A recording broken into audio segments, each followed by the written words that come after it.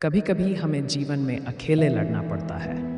यह कहानी एक ऐसे लड़के की है जो अपने लक्ष्य की ओर आगे बढ़ने के लिए अपनी अकेलापन को एक सुनहरा अवसर बनाता है। एक समय की बात है, एक छोटे से गांव में एक लड़का रहा करता था। वह बहुत बड़े सपने देखता था और अपने लक्ष्यों की प्राप्ति करने के लिए निरंतर प्रयास करता था, परंतु उसके पास न ही उसका कोई दोस्त था और न ही कोई गाइड करने वाला। उसके परिवार में भी उसके सपनों को समझने वाला कोई नहीं था। इसलिए उसे लगता था कि वह अकेलेपन की जंजीरों से कब बाहर निकलेगा और अपने सपनों को कब पूरा करेगा। फिर भी उसने निरंतर प्रयास किया और अपनी आत्मविश्वास की आवाज़ को बुलंद किया। उसकी इच्छा शक्ति और संघर्ष ने उसे सही दिशा में आगे बढ़ने की शक्ति दी। एक दिन उसे अपने गांव के बाहर एक पुस्तकालय का पता चलता है।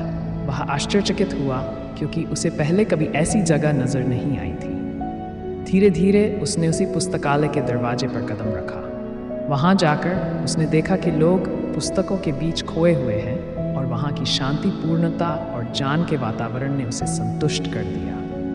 अपनी उत्कृष्टता को पहचानते हुए उसने ये निर्णय लिया कि वह लाइब्रेरी पुस्तकालय में समय बिताएगा।